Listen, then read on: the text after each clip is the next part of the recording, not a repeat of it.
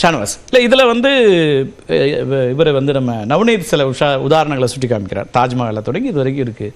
அப்போ இதெல்லாம் முறைப்படுத்த வேண்டிய தேவை இருக்குது தானே. திடீர்னு வந்து இதெல்லாம் வக்ஃப் சொத்துன்னு சொல்லிட்டா என்ன பண்ண முடியும்? கோர்ட்டே அதெல்லாம் சொல்லியிருக்கே அப்படிங்கிறார். திடீர்னு வந்து எந்த சொத்தையும் வக்ஃப் சொத்துன்னு சொல்ல முடியாது. நியூஸ் 18 ஆஃபீஸை வந்து திடீர்னு வக்ஃப் சொத்துன்னு சொல்லிட முடியுமா? என்ன கேட்பீங்க நீங்கள்? டாக்குமெண்ட் கொடுன்னு கேட்பீங்க.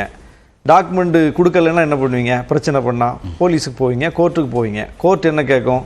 அதே தானே கேட்கும், டாக்குமெண்ட்டை கொடுன்னு கேட்கும். அப்போ டாக்குமெண்ட் கொடுத்தா தானே அந்த கேஸ் நிற்கும். ஏற்கனவே இருக்கிற சிஸ்டம் இதுதானே. 2 பேருக்கு இடையில ஒரு நிலம் தொடர்பான பிரச்சனை என்றால் அந்த இடத்துல ஆதாரங்களின் அடிப்படையில் தான் தீர்ப்பு சொல்ல முடியுமே தவிர ஆதாரம் இல்லாம தீர்ப்பு சொல்ல முடியாது. வேணா சந்திரசூட் மாதிரி நான் நம்பிக்கையின் அடிப்படையில் சொன்னேன், கடவுள் எனக்கு தோணாருன்னு வேணா சொல்லலாம். அப்படி நடந்திருக்கு. அது முஸ்லீம்களுக்கு சார்பாலாம் அப்படிலாம் தீர்ப்பு வந்துடாது. அல்லாஹ் கடவுளை வந்து சொன்னாரு அதனால கொடுத்துட்டேன்னு ஏதாவது ஒரு நீதிபதி சொல்லியிருக்காரு, அப்படிலாம் சொல்ல மாட்டாங்க. அப்போ அப்படி வேணா நடக்கும்.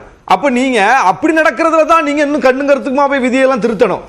இப்படி நடக்க வாய்ப்பே இல்லை. ஆனா இங்க வந்து பறிக்கிறீங்க. 123 ப்ராப்பர்ட்டியை பத்தி அவர் சொல்றாரு. 2023 வரைக்கும் அவங்க இன்னும் அந்த வந்து கிளைம் பண்ணவே இல்லைன்னு நாடாளுமன்றத்தில் அமைச்சர் சொல்றாரு. ஒவ்வொரு சிங்கிள் கேஸ் எடுத்து வச்சுக்கிட்டு நீங்க ஒரு பெரிய வைடர் ஆங்கிள் ஒரு விஷயத்தை வந்து முடிவு பண்ணுவீங்கன்னா, சங்கரமடத்துல கொலை நடந்துச்சு, அரசாங்கம் போய் அதை எடுத்துடலாமா? அதான் கோயில் நடந்தா அந்த கோயில் எடுத்துடலாமா? அந்த பிரச்சனை அது அரசின் சொத்தை மாத்த முடியுமான்னு கேக்குறேன். கர்நாடகா நீங்க ஒரு முறை இருக்கா? இது முறை இருக்கான்னு கேக்குறேன். இது முறை இருக்கா? நான் அவர் பேசும்போது ஒரு சிங்கிள் குறுக்கீடு பண்ணலாம். நீங்க தான் பேசணும், நான் அப்புறம் அவர் பேசும்போது அவர் குறுக்கிடுறாரு, நான் பேசும்போது குறுக்கிடுறாருன்னா என்ன முறை இது? அப்ப நாங்க எல்லாம் உட்கார்ந்து கேட்டுட்டு இருக்கோம், எதுக்கு இங்க வர்றோம்? ரைட், நீங்க சொல்லுங்க. நான் என்ன சொல்றேன், ஒரு தவறான சம்பவம் ஒரு இடத்துல நடந்துட்டா அந்த இடத்தை அரசு கைப்பற்றி கொள்ளலாம், அந்த இடத்தை எடுத்து அப்படியே அரசு இடமா மாத்திக்கலாம்னு எங்க இருக்கு? அதை ரெகுலேட் பண்ணுவாங்க, அதுல தலையிடுவாங்க. இப்ப சிதம்பரம் கோயிலுக்குள்ள இந்த இடத்துல பெண்கள் விடமாட்டாங்க, இந்த இடத்துல மற்றவங்களை விடமாட்டாங்கன்னு சொன்னா அரசு போய் அதுல முறைப்படுத்ததை தவிர சிதம்பரம் கோயிலே எடுத்து அரசுக்கு எழுதி வைக்க முடியாது. கனக சபையில இவங்க ஏறலாமா இல்லையா பிரச்சனை வரக்கூடிய இடத்துல அரசு தலையிட்டு முறைப்படுத்துவது என்பது அது சரியானது. வக்ஃப் போர்டுல பிரச்சனை இருக்கா, ஊழல் இருக்கா, அந்த நோக்கம் நிறைவேறாம இருக்கிறவங்களே சொல்றாங்கன்றாங்க. உள்ள பொறுப்புல இருக்கிறவங்களே ஊழல். நாங்களே சொல்றோங்க, நான் மெம்பர், நானே சொல்றேன். வக்ஃப் வாரியத்துல ஊழல் இருக்கிறது, முறைகேடு இருக்கிறது, வக்ஃப் சொத்து யார் யார் கையிலயோ இருக்கு, ஆக்கிரமிப்புல இருக்கு. அப்ப நீங்க என்ன செய்யணும்? அதை ரெகுலேட் பண்ணுங்க, அதை முறைப்படுத்துங்க, அந்த சொத்தை திரும்ப அந்த மக்களுக்கு கொண்டு வருவதற்கான வேலையை செய்யுங்க. யார் யார் எந்தெந்த கார்ப்பரேட் கையில அது சிக்கிக்கிட்டு இருக்குன்னு பாருங்க. அதுதானே முறை. அப்ப அதை முறைப்படுத்துவதற்கு அந்த வக்ஃப் போர்டுக்கு அதிகாரம் கொடுக்கணும், அதை வலுப்படுத்தணும், ஸ்டாஃப் போடணும். நிதி இல்லாம தெளிச்சிட்டு கிடக்குது, சொத்து இருக்குது, நிர்வகிக்கிறதுக்கு நிதி இல்ல. அப்ப அதுல அரசு கவனம் கொடுக்கணும். உண்மையிலேயே அதன் மீது அக்கறை இருந்தா அதுதான் செய்யணும். சச்சார் பரிந்துரை என்பது அந்த மக்களின் நலனில் இருந்து செய்யப்பட்டது. சச்சார் ரங்கநாத் மிஸ்ரா ஆணையமும் 10 விழுக்காடு இடஒதுக்கீடு கொடுங்கன்னு சொன்னாங்க, செஞ்சிருவீங்களா?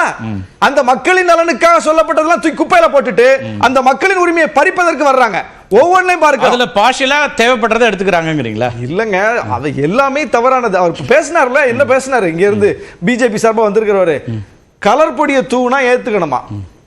அதாவது கலர் பொடியை தூரவனை தான் அரெஸ்ட் பண்ணணும், எவனை போய் சம்பந்தம் இல்லாம தூறீங்களோ அவன் ஏத்துக்கிட்டு போகணும். அப்படின்னா அது என்ன முறை? 2 நாள் முன்னாடி ரம்ஜான் கொண்டாடணும், ஆடு மாடு கோழி ஒட்டகம்லாம் வெட்டி பிரியாணி வச்சோம். ஒரு சைவ இந்து வாயில கொண்டு போய் நான் பிரியாணியை திணிச்சா நீங்க வந்து நீங்க சகிப்புத்தன்மையை அதை ஏத்துக்குங்க அப்படின்னு சொல்லுவீங்களா? திணிக்கிறவனை போட்டு சாத்துவீங்களா?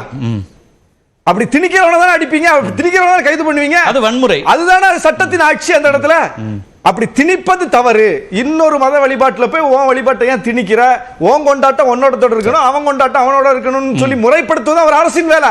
ஆனா நீங்க வெள்ளிக்கிழமை ஜும்மாக்கு போகாதீங்க, பள்ளிவாசலை மூடுங்க, திரை போட்டு மறைங்க அப்படின்னு சொல்லிட்டு ஹோலியை கொண்டாடுங்க அப்படின்னு சொல்றது அது சட்டத்தின் ஆட்சியா?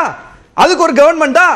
அப்போ எவ்வளவு இவங்களுடைய அணுகுமுறையில எவ்வளவு பாகுபாடான அணுகுமுறை இருக்குது. இப்படித்தானே அப்ப வருவாங்க ஒவ்வொன்றையும். அது சிஏஏ யாரா கைது செய்யப்பட்டாங்களா? சிஏஏ ஏன் எதிர்த்தோம்?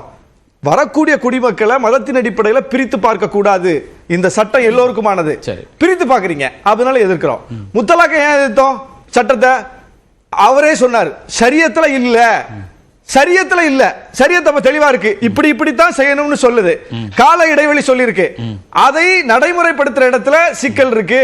ஒரே நேரத்துல 3 தலாக் சொல்லிருக்காங்க, அதுதாங்க ஒரே நேரத்துல 3 தலாக் சொல்றான்னா அவன் சரியத்துக்கு எதிராக சொல்றான். ஓகே, அப்போ திருத்துறது எதை திருத்தணும்? நீங்க அது சொல்றவனை திருத்தணுமா, சட்டத்தை திருத்தணுமா? நீங்க சட்டத்தை தூக்குறீங்க. இதுதான் பிரச்சனைங்க. சட்டத்தை தூக்கி எந்த கோர்ட் சரியா இருக்குன்றீங்க, அதை நடைமுறைப்படுத்துறது தொடர்பாக முத்தலாக் தொடர்பாக கோர்ட்டுக்கு போனாங்கல்ல, எந்த கோர்ட்டாவது ஷரியத் சட்டமே பிரச்சனை தூக்குன்னு சொல்லுச்சா? ஒரு கோர்ட் கூட சொல்ல. இந்த சட்டத்தை தவறா பயன்படுத்துறாங்க, அவங்கள பிடிச்சு உள்ள போடுங்க, அதுதானே செய்யணும். ஆனா நீங்க முத்தலாக் சட்டத்தை நீக்கிட்டீங்க. ஓகே, எவ்வளவு பெரிய தவறு இதுதான் நம்ம கேட்கிறோம், ஒவ்வொன்றையும் கேட்கிறோம். ஓகே, முத்தலாக் சட்டம் நீங்க என்ன தனிச்சட்ட உரிமை என்பது எல்லாருக்கும் இருக்கு இந்த நாட்டுல. ஓகே, முஸ்லிம்களுக்கு மட்டும் இல்ல, எல்லாருக்கும் இருக்கும்போது அதுல போய் ஏன் கை வைக்கிறீங்க? இப்ப இந்த 370 எல்லாருக்கும் இருக்கும்போது அங்க போய் கை வைக்கிறீங்க? ஓகே, இல்ல 370 நாளா இப்ப உமர் அப்துல்லா தானே முதலமைச்சரா இருக்காரு, என்ன அங்க நடந்துருச்சு அப்படிங்கிறாரு. காஷ்மீருக்கு சாதகமான காஷ்மீருக்கு சட்டப்படி கொடுக்கப்பட்ட உரிமையை அந்த சட்டமன்றத்தை கூட்டி அந்த மக்களின் கருத்தை கேட்டு முடிவெடுக்கணும்னு இருக்கும்போது சட்டமன்றத்தை கலைச்சிக்கிட்டு ஆளுநரை போட்டு நீங்க எதேச்சதிகாரமா கைப்பற்றீங்க. இது முறையான்னு கேட்கிறோம். அப்போ நாங்க எல்லாத்துலயும் கேட்கறது சட்டத்தின் ஆட்சியை தான், சட்டப்படியான நிலைப்பாட்டை. ஆனா நீங்க சட்டப்புறம்பாவே எல்லாத்தையும் செஞ்சுட்டு இப்ப பார்லிமெண்ட்ல சட்ட ரீதியான வரும். என்ன சட்டம் இது? பாஸ் ஆச்சுன்னா மெஜாரிட்டியோட பாஸ் ஆகுது. இது வந்து ஒரு அணுகுமுறையா? எதிர்குறலுக்கு மதிப்பில்லாமல், எதிர்கருத்துக்களுக்கு இடம் இல்லாமல் தன்னுடைய அதிகாரத்தை பயன்படுத்தி கூட்டணியை மிரட்டி சந்திரபாபு நாயுடுவையும் நிதிஷ்குமாரையும் கையில வச்சுக்கிட்டு நீங்க இது மாதிரி செய்யறது முறையா? ஆதரிச்சா மிரட்டல். நீங்க ஆமா, வேற என்ன? நீங்க அவங்களுக்கு வேண்டியதை செஞ்சு கொடுத்துட்டு இந்த மாதிரி செய்யறாங்க. இதுல ஏதாவது அறம் இருக்கா? பேசுவோம்.